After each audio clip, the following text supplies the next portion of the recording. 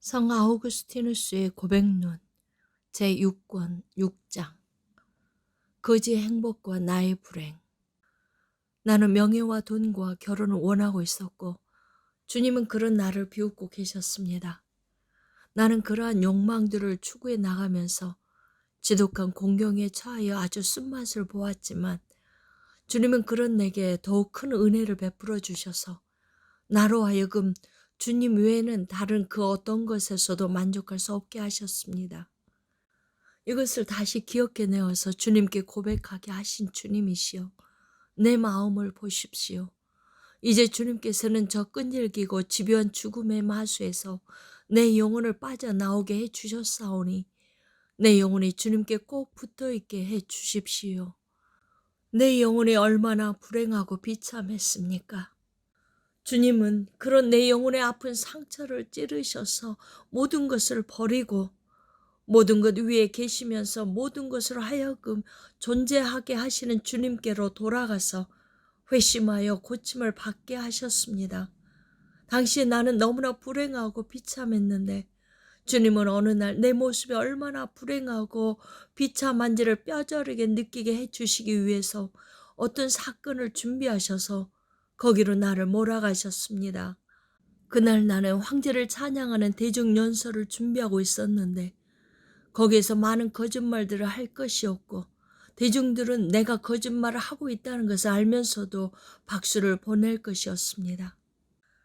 그런 생각들로 인해서 내 마음은 질식할 것 같았고 초조하고 불안한 생각이 열이 나고 가슴이 터질 것 같이 답답해서 밀라노의 어느 거리를 거닐다가 우연히 한 거지가 술에 잔뜩 취해서 아주 즐거운 듯이 다른 사람들과 농담을 하고 있는 모습을 목격하게 되었습니다. 그 모습을 본 나는 나의 처지가 너무나 괴로워서 한숨을 쉬었고 내 주변의 친구들에게 내가 미쳐서 어리석게 살다 보니 수많은 괴로움과 고통을 겪을 수밖에 없는 것이라고 말하였습니다. 왜냐하면 당시에 나는 욕망에 부추기 말해서 그 욕망을 이루기 위하여 온갖 노력을 다하고 온 힘을 다하여 수고하는데도 그것은 단지 내 불행의 짐을 끌고 가는 것에 불과한 것이었고 게다가 그 짐은 끌고 갈수록 점점 더 무거워질 뿐이었기 때문이었습니다. 결국 내가 궁극적으로 원한 것은 오직 아무런 염려나 괴로움이 없이 기쁘고 즐겁게 살아가는 행복한 상태에 도달하는 것이었는데 그 거지는 나보다 먼저 그런 상태에 이미 도달해 있었고 나는 그런 상태에 결코 도달하지 못할 것 같았습니다. 그 거지는 구걸을 해서 몇 푼의 동전을 얻음으로써 그런 행복을 이미 얻고 있는데 나는 그런 행복, 즉 저 덧없는 행복을 얻기 위해서 온갖 고통과 괴로움으로 가득한 저 끝없이 꾸불꾸불 이어진 길을 계속해서 걸어가고 있었습니다. 물론 그 거지는 참된 기쁨이나 행복을 얻은 것은 아니었지만 내가 여러 가지 욕망들에 사로잡혀서 얻고자 하였던 것은 한층 더 거짓된 행복이었습니다. 아무튼 그 거지에게는 기쁨과 즐거움이 있었던 반면에 내게는 염려와 불안이 있었습니다. 그는 편안해 하였던 반면에 나는 초조해 하였습니다. 만약 그때 누가 내게 즐거운 것과 두려운 것 중에서 어느 쪽이 더 좋으냐고 물었다면 나는 당연히 즐거운 것이 더 좋다고 대답하였을 것입니다. 하지만 누가 또다시 내게 그렇다면 너는 저 거지처럼 살고 싶으냐 아니면 지금처럼 계속해서 살고 싶으냐고 물었다면 나는 당시에 나의 삶이 비록 염려와 두려움이 있는 삶이라 할지라도 그런 나의 삶을 버리고 거지처럼 사는 쪽을 택하지는 않았을 것입니다. 하지만 내가 그런 선택을 한 것은 잘못된 선택이 아니었겠습니까? 과연 그것이 옳은 선택이었을 가능성이 있겠습니까? 나는 내가 그 거지보다 더 많이 배워서 유식하다는 이유를 들어서 나의 삶이 그의 삶보다 더 낫다고 생각해서는 안 되었습니다. 왜냐하면 나는 나의 지식으로부터 아무런 기쁨도 얻지 못하였고 단지 그 지식으로 사람들을 기쁘게 해주려고 하였을 뿐이기 때문입니다. 나는 사람들을 가르치려고 하지는 않았고 그들을 기쁘게 해주려고 하기만 하였습니다. 그래서 주님은 징계의 회초리로 나의 뼈들을 꺾어 놓으셨습니다.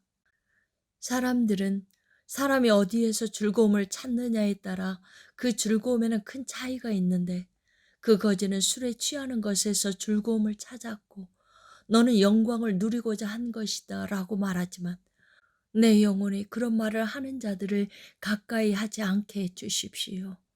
주님, 나는 주님 안에 있는 영광을 찾지 않는 것이 분명한데, 그렇다면 도대체 어떤 영광을 추구한 것일까요? 그 거지가 누렸던 즐거움이 참된 즐거움이 아니었던 것처럼 내가 추구하였던 영광도 참된 영광이 아니었기 때문에 내 영혼은 더욱더 엉망진창이 되어 있었습니다. 그 거지는 그날 밤에 술 취한 것으로 깨어났을 것이지만, 나는 내 영혼이 엉망진창이 되어 있는 상태로 잠들었다가 다시 일어나고 다시 잠들었다가 또다시 일어나기를 무수한 날들 동안 반복하였고, 주님은 그것을 너무나 잘 알고 계십니다. 사람이 어디에서 즐거움을 찾느냐에 따라서 그 즐거움에 큰 차이가 있다는 것은 사실이고, 나는 그것을 잘 알고 있습니다. 잠든 소망으로부터 오는 즐거움은 내가 추구하였던 저 헛된 영광으로부터 오는 즐거움과는 비교할 수 없을 정도로 큰 차이가 있는 것은 물론입니다. 하지만 그 거지와도 나도 서로 차이가 있었습니다. 왜냐하면 그 거지가 나보다 더 행복한 사람이었다는 것은 의심할 수 없는 사실이었기 때문입니다. 내가 온갖 염려들로 애를 태우는 동안 그런 즐거움이 차고 넘쳐서 유쾌한 삶을 살았습니다. 내가 헛된 영광을 얻기 위하여 온갖 거짓말들을 늘어놓는 동안 그런 사람들이 잘 되기를 빌어주고 술을 얻어 마셨습니다. 그 즈음에 나는 나와 친한 사람들에게 이런 취지의 말들을 많이 하였고, 그럴 때마다 자주 그들도 나와 똑같이 느껴왔다는 것을 금방 알 수 있었기 때문에 내가 잘못되어 있다는 것이 틀림없다는 참담한 생각이 들어서 나의 고통과 괴로움은 배가 되었습니다. 그때에는 설령 행운이라는 것이 내게 미소를 짓고 다가온다고 해도 내가 붙잡으려고 하는 순간 날아가 버릴 것 같아서 그러한 기회조차 붙잡기가 싫은 그런 심정이었습니다. 7장. 카르타고에서 검투 경기에 빠진 알리피우스. 나는 나와 함께 살며 친하게 지냈던 사람들과 이런 이야기를 나누면서 같이 고민하곤 하였지만, 특히 알리피우스와 네브리디우스에게는 좀 더 허심탄회하게 이런 이야기를 나누었습니다. 알리피우스는 내 고향에서 태어난 동양 사람으로서 그의 부모님은 그 도시의 최상류층에 속한 사람들이었습니다. 그는 나보다 늦게 태어났기 때문에 내가 처음에 고향에서 가르치기 시작했을 때뿐만 아니라 나중에 카르타고에서 가르칠 때에도 계속해서 내 밑에서 공부를 하였는데, 내가 선하고 실력이 있어 보인다고 생각해서 나를 많이 좋아하였고, 나도 그가 미덕과 관련해서 그런 나이의 청년들에게서는 흔히 볼 수 없는 타고난 자질을 지니고 있다고 여겨서 그를 좋아하였습니다. 하지만 그는 무익한 구경거리들에 열광하고 있던 카르타고의 사람들의 패습의 소용돌이에 휩쓸려 정신이 나가서 원형극장에서 열렸던 검투사들의 경기 같은 것들을 관람하는 데 빠져 있었습니다. 이렇게 그가 비참하게 그러한 것들에 빠져서 허우적대고 있는 동안에 나는 그 도시에서 학교를 열고 사람들에게 수사학을 가르치고 있었지만, 그 즈음에 나와 그의 아버지 사이에 어떤 불편한 감정이 있어서 아직 그는 나의 수업을 듣지 않고 있었습니다.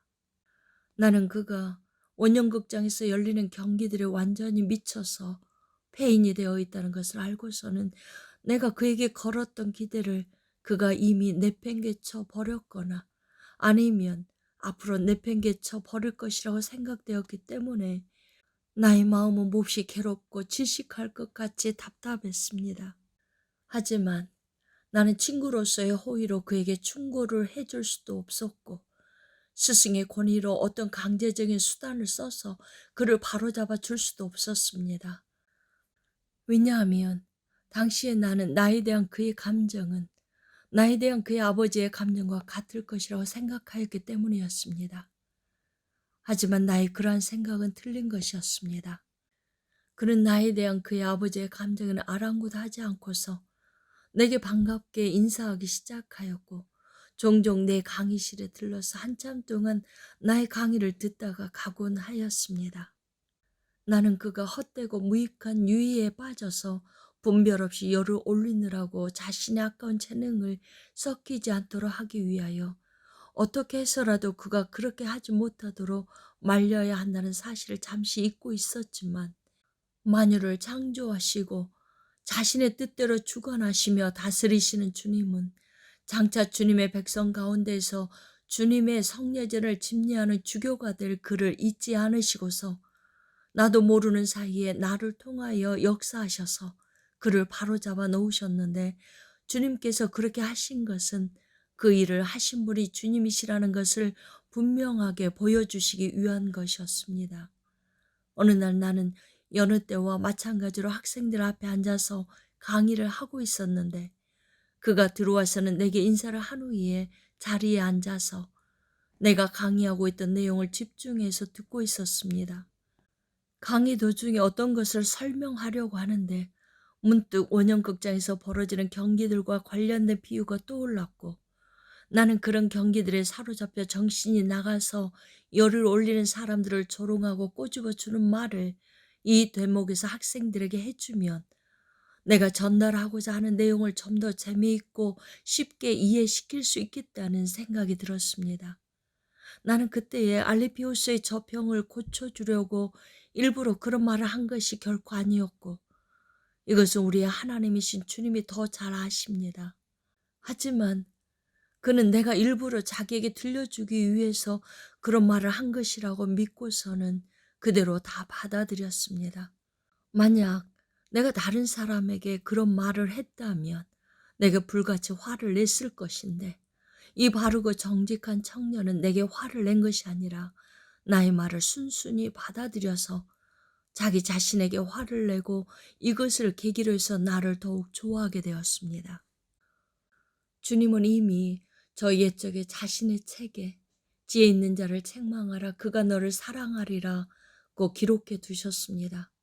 사실 나는 그를 책망한 것이 아니었지만 주님은 사람들이 알게든 모르게든 자신만이 아시는 올바르고 의로운 질서를 따라 모든 것을 사용하셔서 선을 이루시는 그런 분이시기 때문에 이때에도 내 마음과 혀를 활활 타는 숯불로 사용하셔서 장래가 촉망되는 이 청년의 죽어가는 영혼을 지지셔서 그 병을 고쳐주신 것이었습니다. 주님의 자비하심을 생각할 때마다 주님을 찬송하지 않을 사람이 누가 있겠습니까? 나도 내 마음 깊은 곳에서부터 주님의 자비하심을 고백할 수밖에 없습니다. 정말 알리피우스는 내 말을 들은 후에 강한 절제심을 발휘하여서 그동안 자기가 원해서 저 깊은 구덩이에 빠져들어 완전히 눈이 먼 채로 전에는 경험해보지 못했던 쾌락 속에서 뒹굴었던 삶으로부터 빠져나와서 원형극장에서 벌어지고 있던 온갖 추악한 경기들을 멀리하였고 다시는 그런 것들을 가까이 하지 않았습니다. 또한 그는 나와 불편한 관계에 있던 아버지를 설득해서 내 밑에서 공부하는 것을 허락해 줄 것을 간청하였고 결국 그의 아버지는 자신의 뜻을 꺾고 아들의 간청을 받아주었습니다. 이렇게 해서 그는 다시 내게서 배우게 되었지만 나와 함께 저 미신에 휘말려 들어서 많이 교도들의 겉만 번지르르한 굴욕적인 삶을 진정으로 덕 있는 삶으로 생각해서 좋아하게 되었습니다. 하지만 그들의 그러한 굴욕적인 삶은 정신 나간 짓이었고 잠되고 깊은 덕이 어떤 것인지를 아직 알지 못해서 겉보기에는 그럴듯해 보이지만 사실은 모순만 비슷한 모조품에 불과한 거짓된 덕에 쉽게 속아 넘어가는 귀한 영혼들을 미혹시키는 것이었습니다.